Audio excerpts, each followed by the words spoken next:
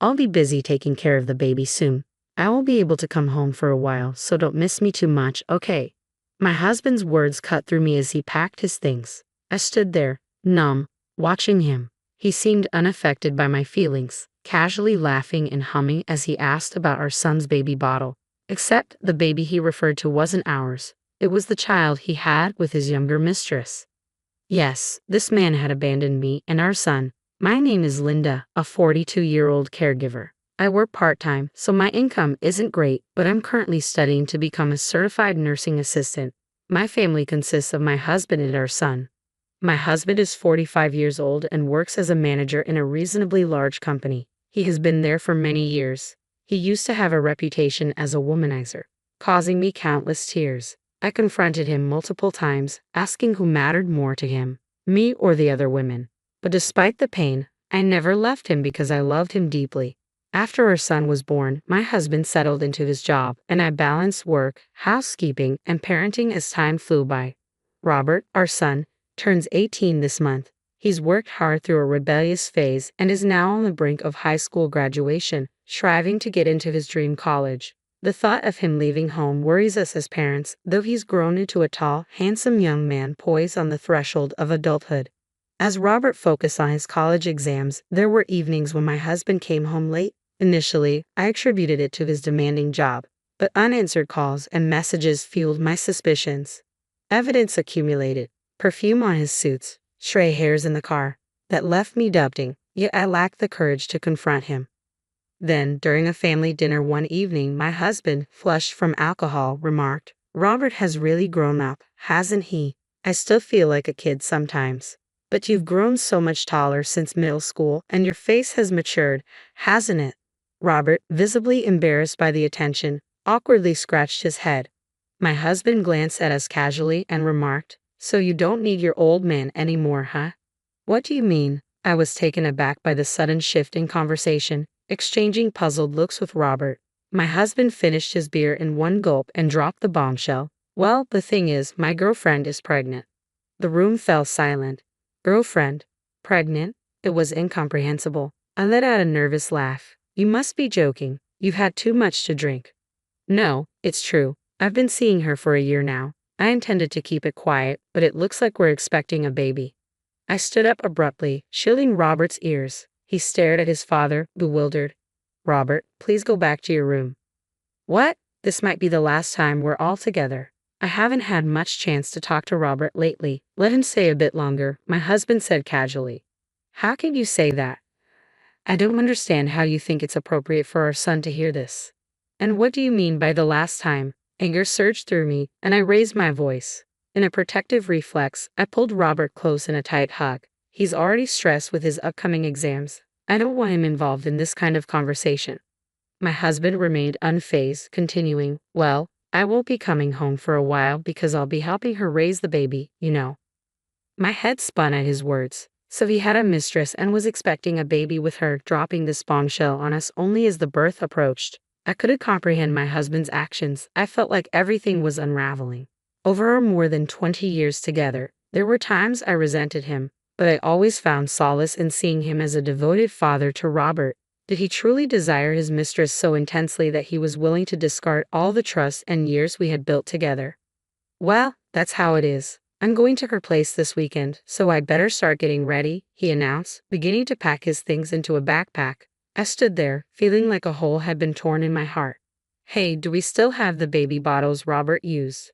Despite the somber mood, my husband was smiling. I shook my head silently. There was one thing left, not saved for him and his mistress, but for when Robert grew up, so my husband and I could reminisce about our parenting journey, praising each other and sharing memories.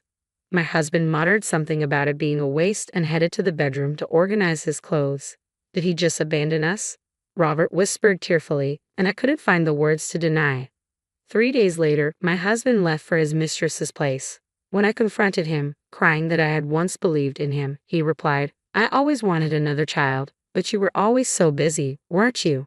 And while we were caught up in all that, we just kept getting older." I knew we couldn't have another one. I forced a laugh, the pain cutting deep. Robert held back tears, leering at his father while gently rubbing my back. "What's with that look?" By the time I'm back, I won't be here anymore. Are you okay with that? You're an adult now, right? You've lost that childlike charm and aren't as cute anymore. I've heard my girlfriend's baby is a girl, so I might end up liking her more than you. Robert lunged at his father. He flinched momentarily, but then met Robert's glare head-on. She's so young and cute, unlike you guys. I'm really looking forward to our future together. Yeah, I get it now. You're the worst dad. At least now Mom and I know where we stand. I joined Robert, finding my voice. Know that there won't be a home for you to return to anymore. My husband, his expression annoyed, shrugged off Robert's grip and departed without a farewell. Robert stood by me, supporting me as I felt my strength wane. We didn't sit idle after learning about my husband's mistress. We had already begun planning our next steps. About 2 weeks later, my husband called. He chuckled, mentioning how smoothly things were going with raising their daughter, who he described as adorable. He even sent a photo of his mistress holding the child, igniting a simmering rage within me. Unknowingly, he provided us with evidence. I saved the photo and began recording our conversation, amazed at his recklessness. Then, right on cue, his mistress took the phone and started talking. Are you the wife? I'm sorry I've taken your husband all for myself, but we have a child together now, so it can't be helped, right? Well, yes, raising a child can be tough. I'm glad you understand. When your husband first mentioned you, I thought you were just a weak person who couldn't do anything but cry. But that's clearly not who you are. So that's what he had been saying about me to his mistress. Half a year ago, those words would have cut deeply, but now they left me numb. My love for my husband had long since faded. You knew my husband was married with a child, and yet you pursued him anyway. I didn't know at first. He never wore his wedding ring when we were together, so when he finally told me, it was a surprise. But it didn't change my feelings for him. We're meant to be together forever. It's a good thing they're both so clueless. This would serve as evidence that the mistress knew my husband was married and still continued their relationship. While her words were infuriating, the potential payoff was significant. It would have been more challenging to exact revenge if she appeared genuinely remorseful and troubled by the unplanned child. I wished them both well and hung up. 2 years had passed since that day. Then I saw that familiar number on my phone screen. Taking a deep breath, I answered. Hey, how have you been? I'm on my way home now, so make sure the house is clean, okay? Didn't I tell you there's no home for you to return to? What are you trying to prove? My husband sounded exasperated. Okay, I admit leaving abruptly was wrong, but I can't abandon her to raise the child alone, can I? You're a mother too, you should understand. He still doesn't get it. He hasn't changed since that day. Maybe that's for the best. It confirms that Robert and I made the right choice in taking care of ourselves. I think you misunderstand. There literally is no house for you to return to. I sold it. I heard my husband gasp on the other end of the line. 2 years ago, that day, I made a decision to confront my oblivious husband with everything that had transpired.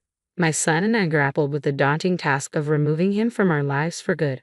Amidst it all, I realized the risk of him wanting to return and resume where he left off. After everything he had done and said, living with him seemed impossible. Even our once shared home felt tainted to me now. When I voiced my turmoil, Robert calmly posed the question.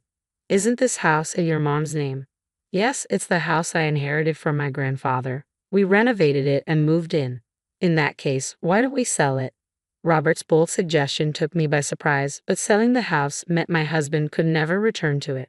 The proceeds would also fund legal assistance and a private investigator for the divorce. Robert had been saving diligently, ensuring we could start anew without financial worries. I agreed to Robert's plan and began preparations. Robert intensified his studies, earning acceptance to a distant college, while I pursued certification as a nursing assistant.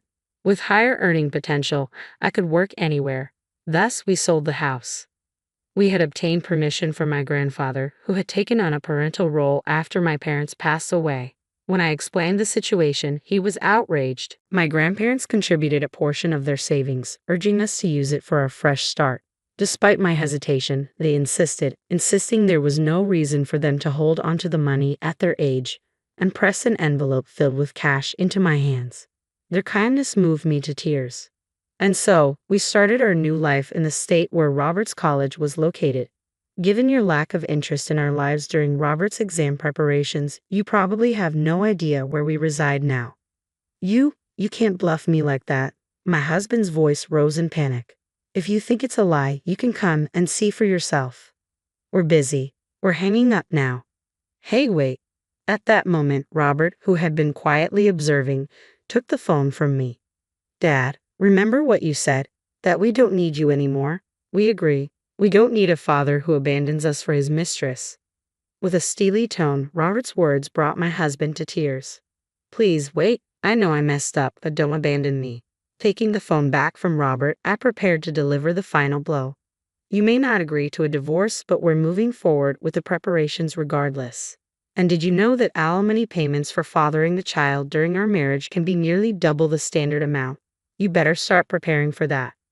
Without waiting for his response, I ended the call. Immediately, my husband tried calling back, but I declined. I refused any further stress. From now on, he would bear the financial burden of raising a child with his mistress and paying me alimony. My husband lacked real skills to support himself, and I had always cleaned up after him. He left dirty dishes and scattered laundry, rarely helping with household chores and only occasionally taking out the trash, boasting when he did. I couldn't envision him and his young lover enduring for long. After speaking my mind, a sense of relief washes over me and I take a deep breath. Robert looks concerned. I'm okay. I said what needed to be said, and I feel much better now. Let's go out and have something you enjoy today, I say, mustering a smile despite my weariness. He still appears worried but tries to appear cheerful for my sake. I find my sons debating between steak, sushi, or pizza utterly endearing. We face challenges, but let's create more happy memories together. This new place may be unfamiliar, but Robert and I will manage just fine. I need to help him become more independent. When we moved in together, he mentioned how glad he was to still enjoy my home-cooked meals since he's not great at cooking. But moving forward, whether he has friends over or even a girlfriend, I'll need to make space for them too. Robert is such a caring child, always concerned about me. I worry his girlfriend might eventually find it overwhelming. Teaching him to cook will be essential for his independence, adding to my already busy schedule. With my husband gone, I no longer feel lonely. Thinking about our future, I laugh, feeling refreshed. Knowing he's completely out of my life allows me to live with a clear conscience for the rest of my days.